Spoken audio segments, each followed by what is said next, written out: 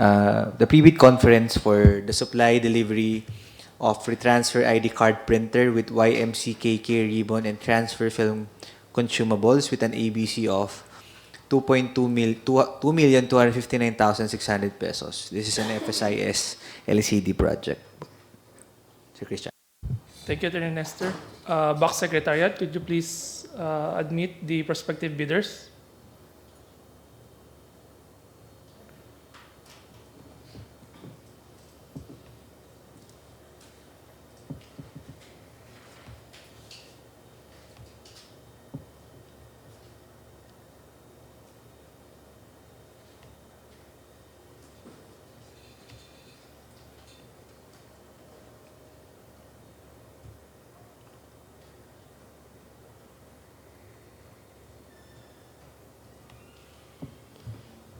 So for records purposes, the bidders may type in the chat box their name and the company that they represent.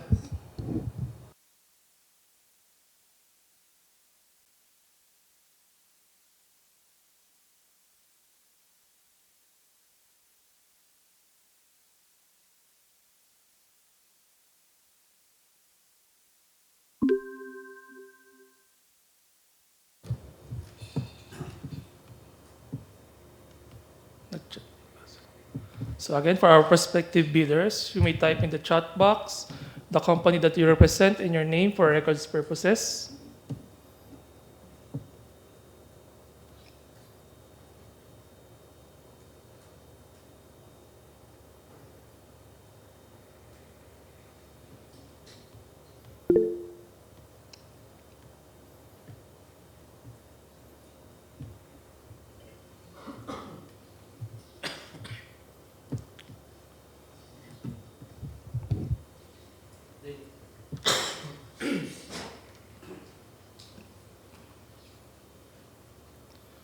So good morning to our prospective bidders. Welcome to the pre-bid conference for the supply and delivery of retransfer ID card printer with YMCKK ribbon and transfer film consumables.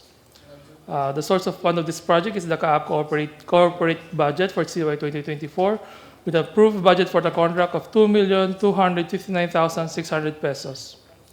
The delivery period of this project is 30 calendar days and the bid documents fee is 5,600. For the bid data sheet, ITB Clause 5.3, for the purpose of this project, contracts similar to the project shall be procurement of card printed. Bidders should have completed within the last 5 years a single contract that is similar to this project, equivalent to at least 50% of the ABC. IDB Clause 14.11, the bid security shall be in the form of bid securing declaration or any of the following forms and amounts. The amount of not less than 45,192 or 2% of the ABC if bid security is in cash or manager's check.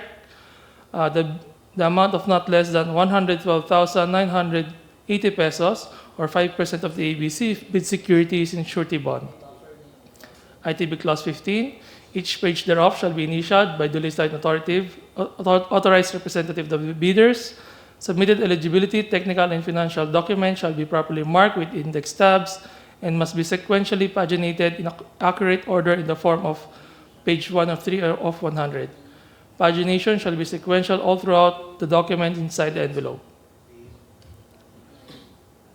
ITB Clause 19.3, 2,259,600 being the ABC to payment under the contract of supply and delivery of retransfer ID card printer with YMCKK ribbon and transfer film consumables.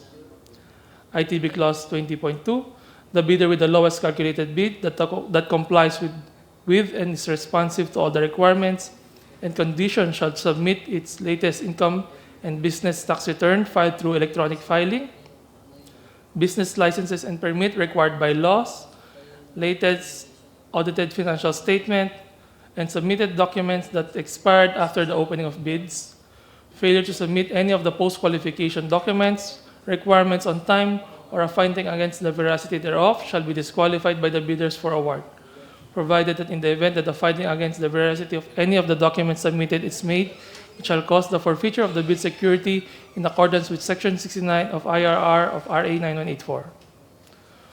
For GCC Clause 2.2, partial payment is not allowed. Terms of payment shall be 100% after complete delivery of goods. The inspections and tests that will be conducted are the card printer should be compatible with the current supply of PVC CR80 blank and pre-printed PVC cards. The card printer should be compatible with the current desktops of the Licensing and Certification Department. For the technical specification, the 2 units of retransfer ID card printer should have a printing density of 600 by 600 dpi or higher. Printable area is edge-to-edge printing.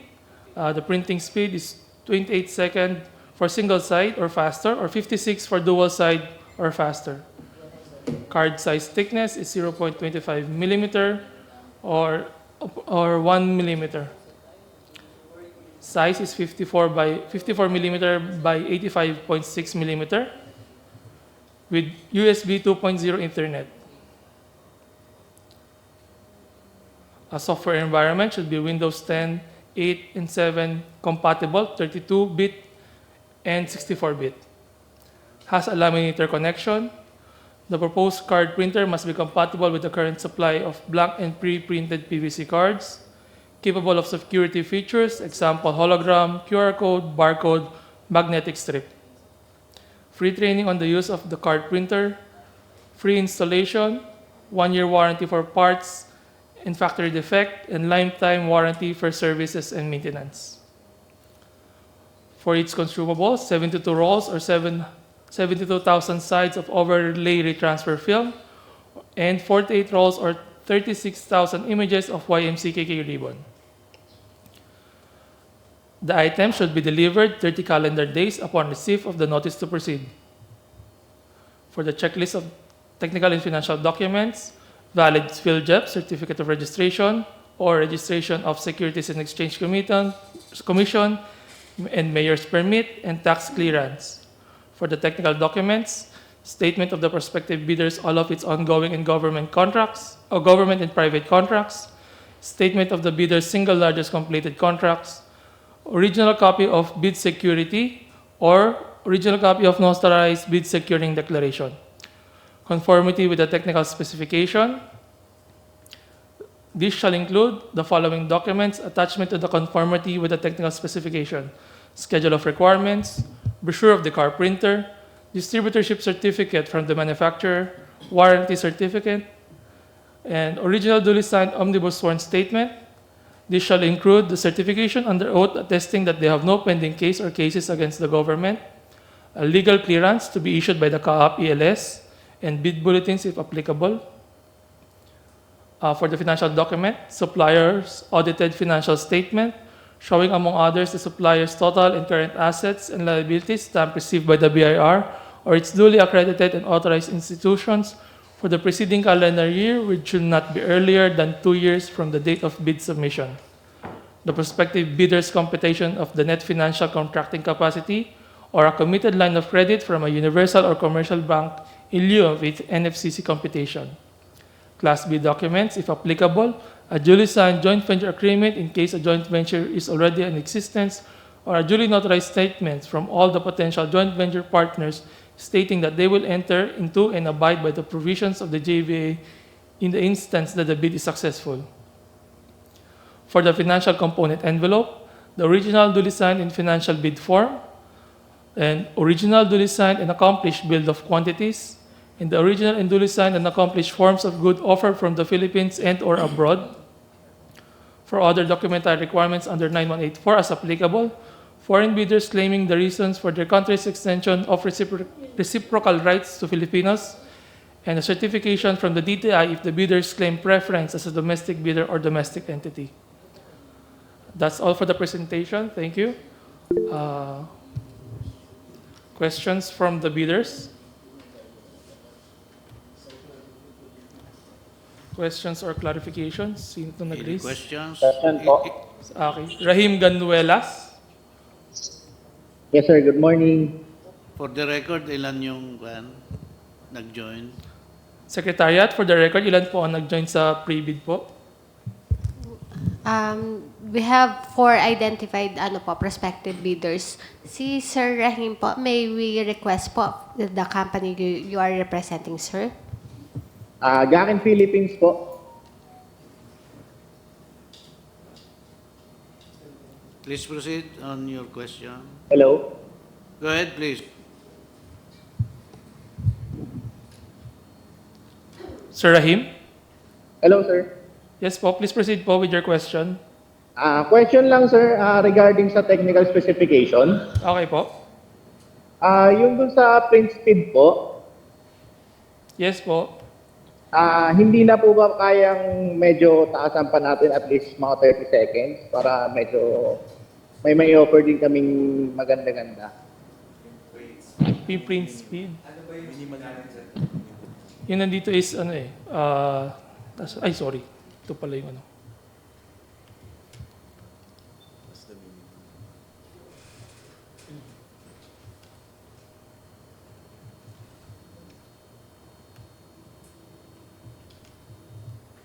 Print speed here is 56 seconds, dual side or faster. Yung single side po, 30 seconds, pwede po ba doon?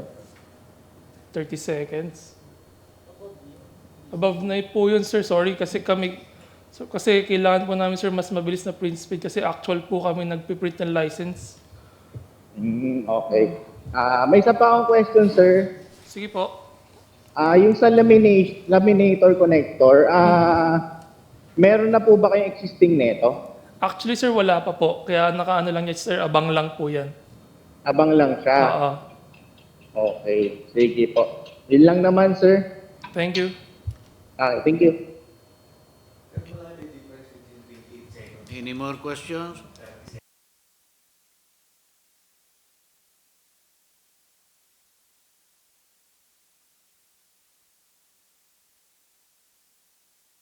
Yes, Miss Jennifer Dulay. Good morning po. From ADEX International Corp po. Yes, ma'am. Ask ko lang po kung ano yung existing ID card printer nila. At kung pwede idagdag since baka pwede makahinga ng specific specs ng existing PVC cards. Yung...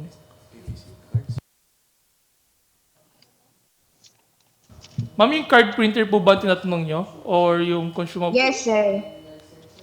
Yung existing ID card printer po.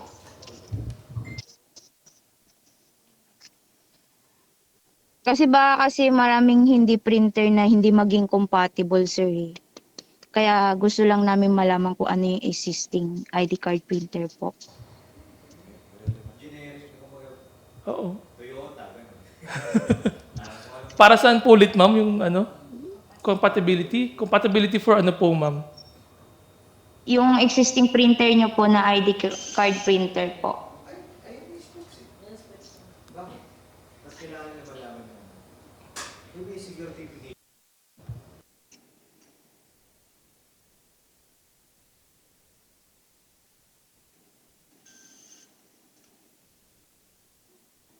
Ma'am, if you're just concerned with the compatibility, ma'am, the technical specifications and schedule of requirements should be followed, ma'am, regardless. So, sa yung compatibility concern na po namin yun on our side. Yung brand lang naman, ma'am, ang card printer po namin is NISCA PRC 201. C2, C31.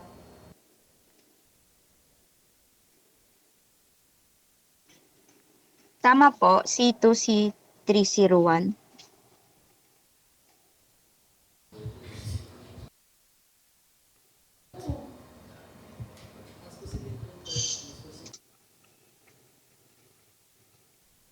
Ma'am, basta kung ano po yung tech specs, sundin nyo na lang po.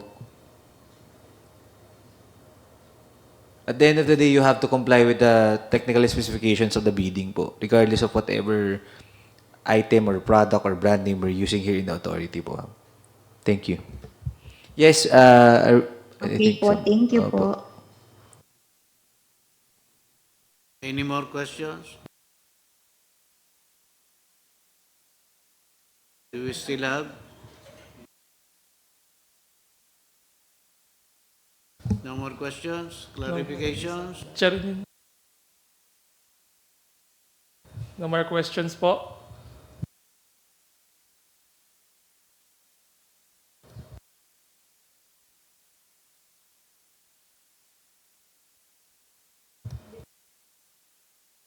Okay po, since there's no question, I will just remind the prospective bidders that you are uh, allowed to raise your questions 10 calendar days before the deadline of submission. Thank you.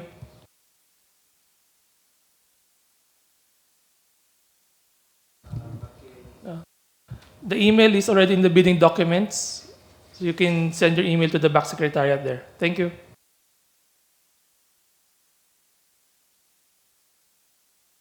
TWG, do we have any recommendation on this? Sir, we recommend, sir, that we proceed with the opening of bids, or posting of the in the ITB in the bid documents in field job, sir. Na-post na ba to? Okay na, sorry. So, opening na to, no? To proceed with the opening, sir. Submission and opening of bid, sir, for the project supply and delivery of retransfer ID card printer with YMCKK ribbon and transfer film consumables po, for the consideration of the committee. Motion, Mr. Chair, Yes, please. to adopt the recommendation of TWG on the supply and delivery of retransfer ID card printer.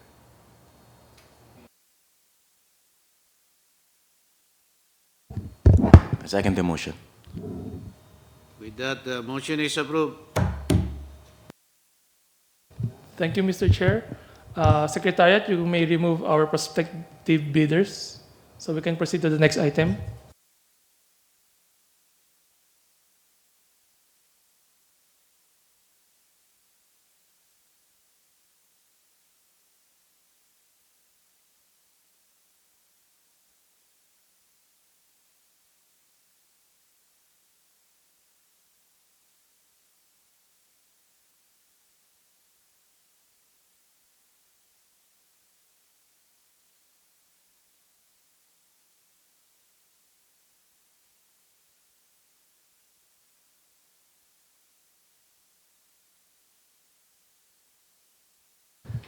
Mr. Chair, the next item on our agenda is the supply delivery of YMCKK ribbon over the transfer film for NISCA PRC 201 with bid number 24014-03 Bravo with an ABC of 1,743,300 pesos. Secretariat, please admit the prospective bidders for this project.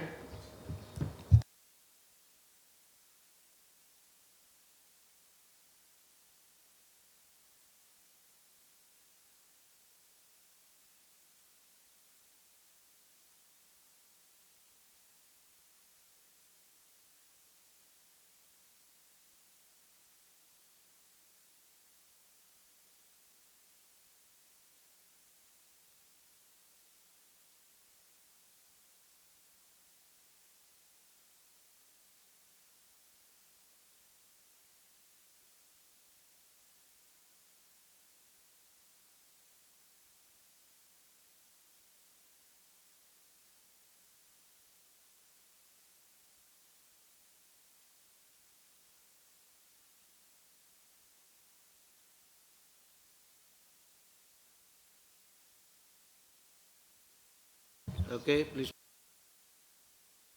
Do we have bidders? Not yet, sir.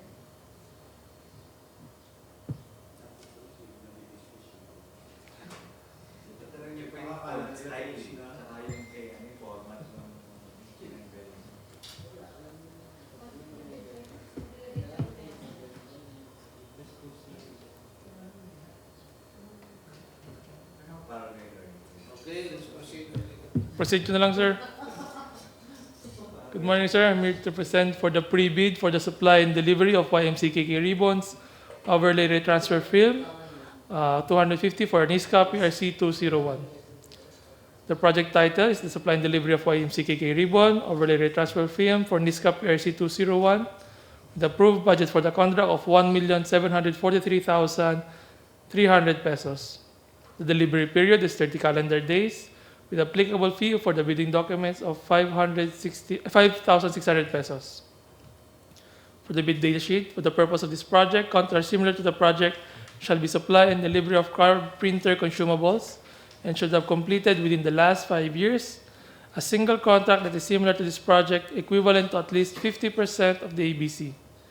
The price of the good shall be quoted DDP of the applicable international commercial terms for this project. For ITB Clause 14.1, the bid security shall be in the form of a bid securing declaration or in any of the following forms and amount. The amount of not less than 34,866 pesos or 2% of the ABC if bid security is in cash or Major's check. The amount of not less than 87,165 pesos or 5% of the ABC if the bid security is in surety bond. ITB Clause 15, each page thereof shall be initialed by the duly signed authorized representative of the bidder. Submitted eligibility, technical and financial document shall be properly marked with index tabs and must be sequentially paginated in accurate order in the form of page 3 of 100. Pagination shall be sequential all throughout the documents inside the envelope. For ITB Clause 19.3, 1,743,000 being the ABC to the payments under the contract for supply delivery of YMCKK ribbon and overlay transfer film for NISCA PRC 201.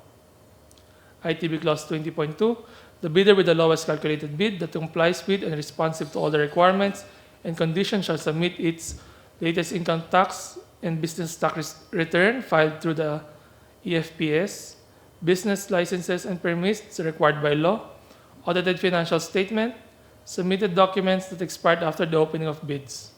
Failure to submit any of the post-qualification requirements on time or a finding against the veracity thereof shall disqualify the bidder for award, provided that in the event that a finding against the veracity of any of the documents submitted is made, it shall cause the forfeiture of the bid security in accordance with Section 69 of the IRR. Special conditions of the contract 2.2, partial payment is not allowed. Terms of payment shall be 100% after the delivery of goods. The inspection and test that will be conducted are delivered YMCKK ribbon, delivered overlay retransfer film, will be tested to see if compatible with the current card printer of the Licensing and Certification Department. Also, the delivered PVC cards and the delivered pre-printed PVC card CR80 will be tested if compatible with the current card printer of the Licensing and Certification Department. For the technical specification, a YMCKK ribbon compatible with NISCA PRC 201, 50 rolls. Overlay retransfer film, NISCA PRC 201, 80 rolls. Blank PVC cards, 7,700 pieces. Pre-printed PVC card, 26,900 pieces. For the schedule of requirement, the item should be delivered 30 calendar days upon receipt of the NTP. For the checklist, valid field job certificate or SEC certificate from SEC, mayor's permit, tax clearance. For the technical documents, statement of the prospective bidders, all of its ongoing and government and private contracts, statement of the bidders SLCC, original copy of bid security in the form of surety bond, original copy of notarized bid securing declaration, conformity with the technical specification. This shall include all of the following documents as attachment: schedule of requirements, brochure of the product being offered, and distributorship certificate from the manufacturer. Also, original and duly signed omnibus sworn statement as attachment to the OSS, certificate under oath attesting that they have no pending case or cases against the government, legal clearance to be issued by the CAAP ELS, and bid bulletins, if applicable. For financial documents, the supplier's audited financial statement showing, among others, the supplier's total and current assets and liabilities, stamp received by the PIR or its duly accredited and authorized institution for the preceding calendar year, which should not be earlier than 2 years from the date of bid submission. The prospective bidder's computation of net financial contracting capacity or a committed line of credit for the universal or commercial bank in lieu of its NFCC computation. Class B documents, if applicable, a duly signed joint venture agreement in case a joint venture is already in existence, a duly notarized statement from all potential joint venture partners stating that they will enter into and abide by the provisions of the JBA in the instance that the bid is successful. Financial component envelope, Original and duly signed accomplished financial bid form, original and duly signed accomplished bill of quantities, original and duly signed accomplished forms for goods offered from the Philippines and or abroad, and other documentary requirements under RA 9184 as applicable for foreign bidders claiming the reasons of their country's extension of reciprocal rights for Filipino, certification from the relevant government office of their country stating that Filipinos are allowed to participate in government procurement activities for the same items or project, certification from the DTI if the bidder claims preference as a domestic bidder or domestic entity. That's all for the presentation, Mr. Chair.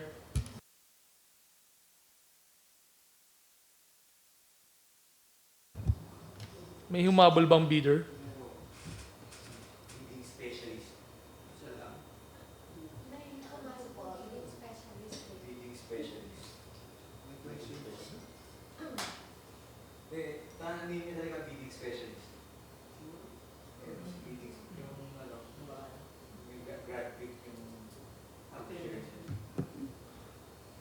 Bidding specialist. For records purposes, please type your name and company you represent in the chat box.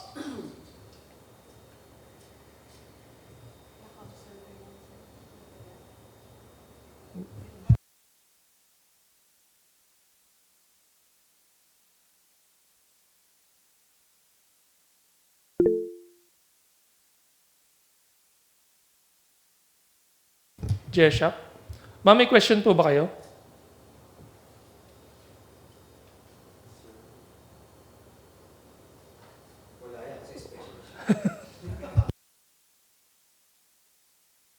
Na. Okay. I will just remind our prospective bidders that you are allowed to submit your queries or question at the email of the BAC Secretariat 10 days before the deadline of submission of bids.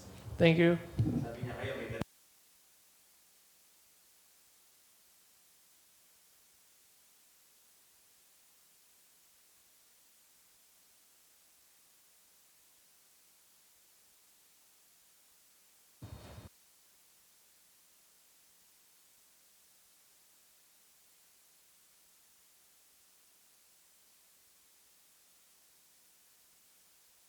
Okay, any comments? Wala ba? Sir, none from the prospective bidders. Meron? Wala. May isa sir na pumasok pero wala po siyang question. Okay.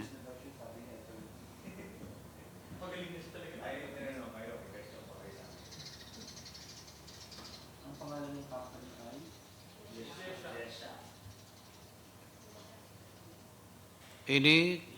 Any comments from the members?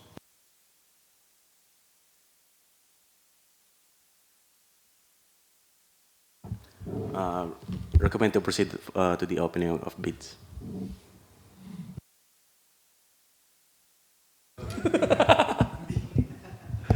Hereby to adopt the recommendation of the end user to proceed with the project's opening of bids.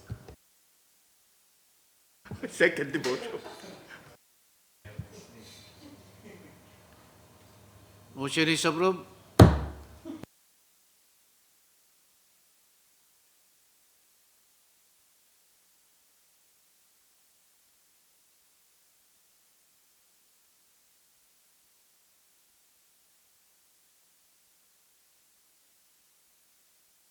Any more other matters? None from the Secretariat, sir. None sir. Any motion to adjourn? Motion to adjourn, Mr. Chair. Any objection? Hearing none? Adjourn.